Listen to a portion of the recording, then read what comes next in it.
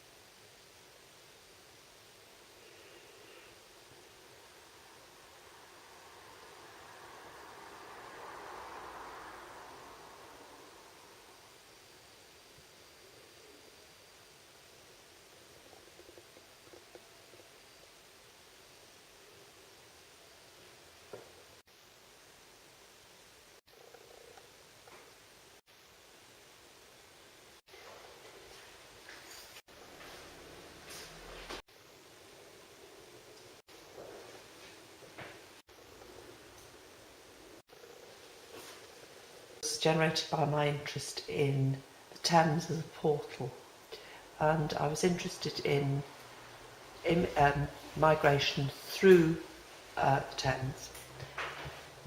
People who were transported to all parts of the world, or who came, left voluntarily. People had lots of reasons for travelling. Who are you? Choose a personality. You turn the card over, it will give you some details about someone who came, either went into Britain or out of Britain via the Thames. And here we've got Herman Landau, a young man. So the other part of this exhibit is the other side of the gallery, isn't it? So you've taken on a personality, that is who you are, Herman Landau, and you come to this part which is called Ebb and Flow, which will tell you what happened to you. This photograph is a picture of the walkway at Tilbury, which you would have arrived or travelled along to come into Britain or leave Britain, and Herman Landau would have known this. The photograph is intended to increase your commitment to your new personality or new identity. Then, if you look below, there are various hanging mug shots, including, so look for your own number, which is number 6, and here's number 6, and there's a portrait of Herman Landau, and if you turn the mug over, it will give you the information about what actually happened to this person. 2 companion pieces, both based on travelling on the Thames. The first being the boat race, and the second is based on a 15th century picture of Tilbury Ferry. The idea is that the boat race is going up and down the Thames and the ferry is going across. A range of jewellery made from pieces discovered along the Thames. Each piece is completely individual and unique. They're combinations of glass and metal. Found China. This is another piece associated with the Ebb and Flow exhibit about migration through the Thames, via the Thames. Here we've got people arriving at Tilbury, and here we've got people leaving to go to the New World. Dog is related to the jewellery pieces, which is made from fragments and shards from the Thames. This dog was made from a piece found while walking by the Thames, and has been given the title Isle of Dog. Some of the photos are taken alongside the Thames. We've got military installation at Coalhouse Fort, the gatehouse at Tilbury Fort, and Pocahontas over in Gravesend.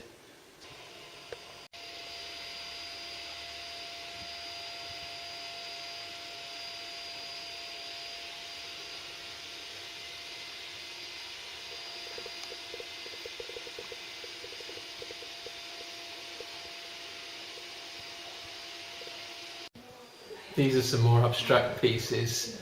This is a series called Flow, and it's just playing with the idea of light and the idea of maybe water passing over a landscape.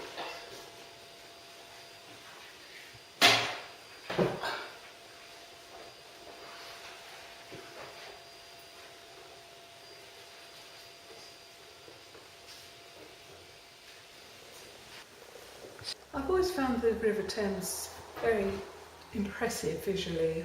Sure, it's an industrial landscape, but full of inspiration for art.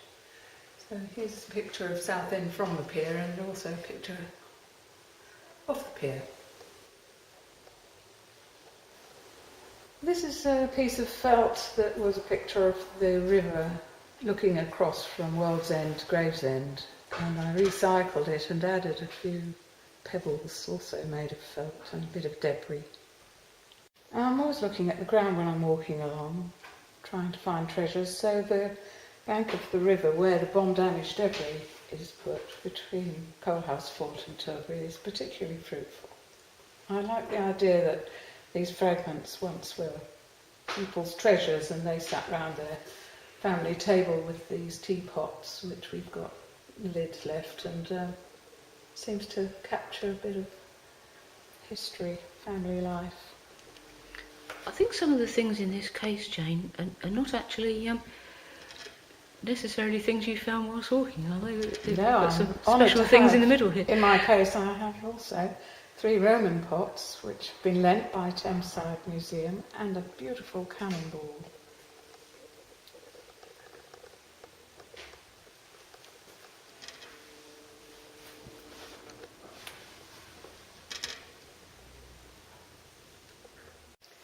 I've also used the fragments to develop some design ideas. I particularly like blue and white, I think everybody does, and by making them a bit bigger and accentuating features of the design, I'm going to use those in future work.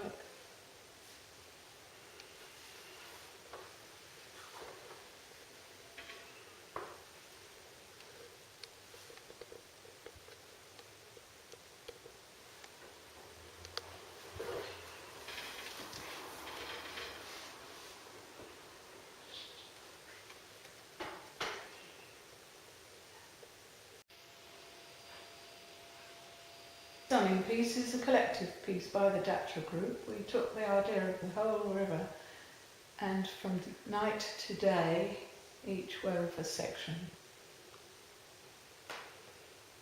These are some of the exhibits that have been lent by Thameside Museum.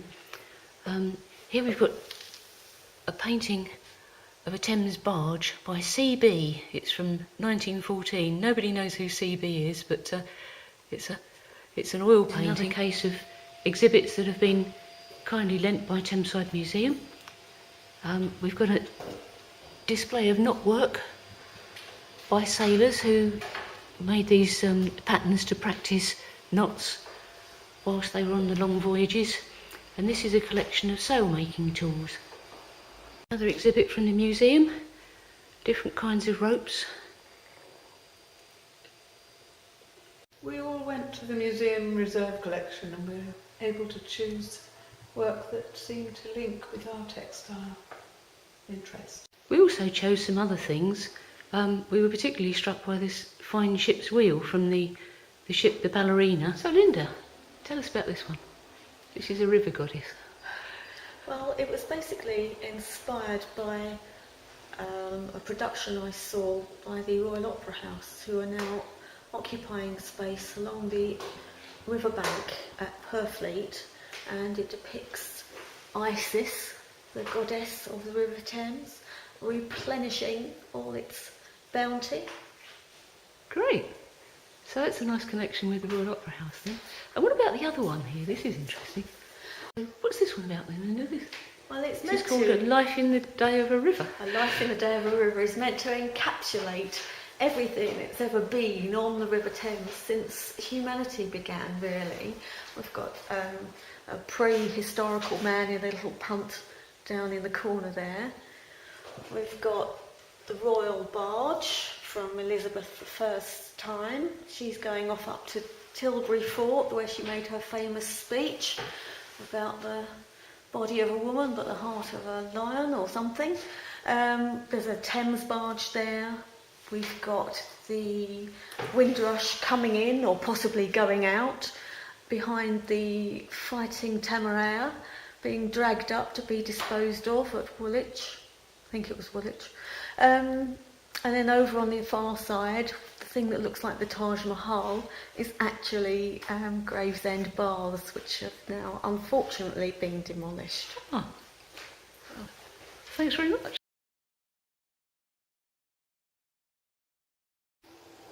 This is one of a pair of photo collages.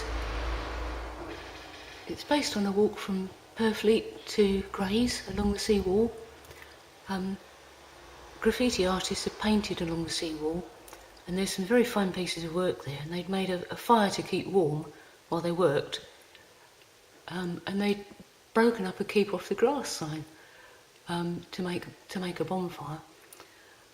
And there was a shopping trolley that they'd used to carry their paints down that had been thrown or fallen into the river. And I was fascinated with the idea of these beautiful paintings in this rather bleak industrial landscape along the Thames. And I used computer manipulations of the Keep Off the Grass sign to turn them into kind of fabric designs that looked a bit like Liberty prints or something like that. And another one of the pair, this is a bit closer to the Dartford crossing, and again it's based on the reworking of the industrial landscape and the rather beautiful graffiti paintings from the seawall.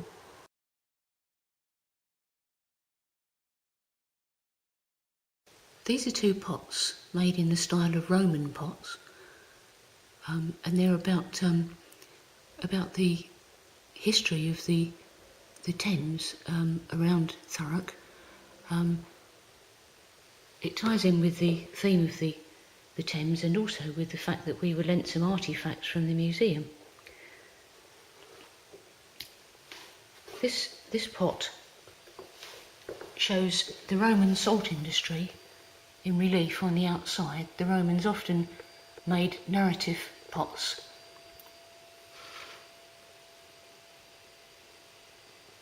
Using relief, sometimes they did the relief with slip. These are actually done as applied pieces, and this shows the Roman salt industry that existed on the site of what is now going to be DP World. Inside the pot there are paintings, 360-degree painting of the present day building of DP World, and we also see the railway lines that will lead to and from the port, and there's also the first boat that docked there, which was a Chinese boat.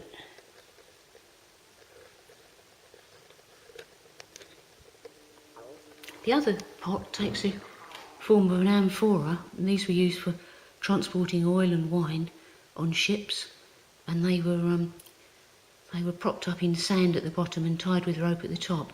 This one is broken open as if it were a broken Roman remain, and inside it we see paintings showing modern day road transport, the Dartford crossing, container lorries and motorways. And these pots are called Remains of the Future. This is another painting based on my walks by the Thames. This is called Tilbury Ripple, and it's just based on ripples in the water and the mud, quite close to the Tilbury ferry. I expect in Kent they call it the Gravesend ferry. It's a 3D painting. Uses acrylics and PVA and cloth and wood. And this painting is also near Tilbury, in the the misty background, there's actually Tilbury Power Station. And again, this is the water and the mud at the water's edge. Amazing amount of colour when you look carefully into that mud. It's not just sludgy greys and browns, there are all kinds of amazing colours there when you look carefully. This is a photograph by Terry Weston, Dietrich on the Thames shore. Some more work by Terry Weston.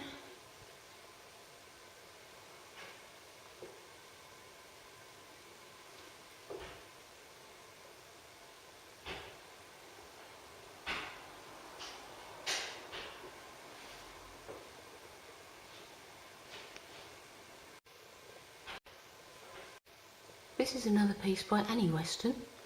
This is a piece of textile art, the SSB Ironside,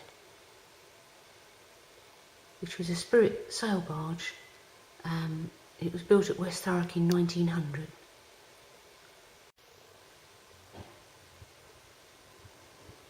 Pieces of textile art by Annie Weston.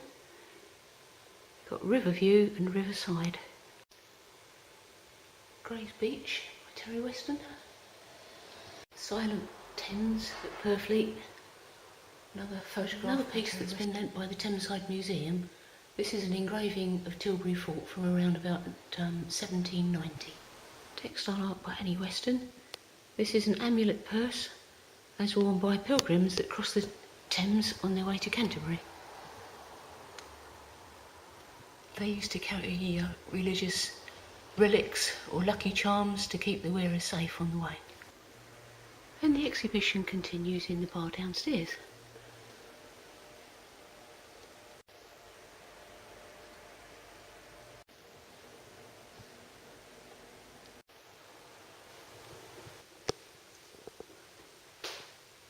I hope you enjoyed the visit to the Swan Gallery. If you're able to get up here, then it would be lovely to welcome you into the gallery itself. The summer show goes on until the 2nd of July, and from September there will be further exhibitions. So watch the Facebook page and see what we have to offer.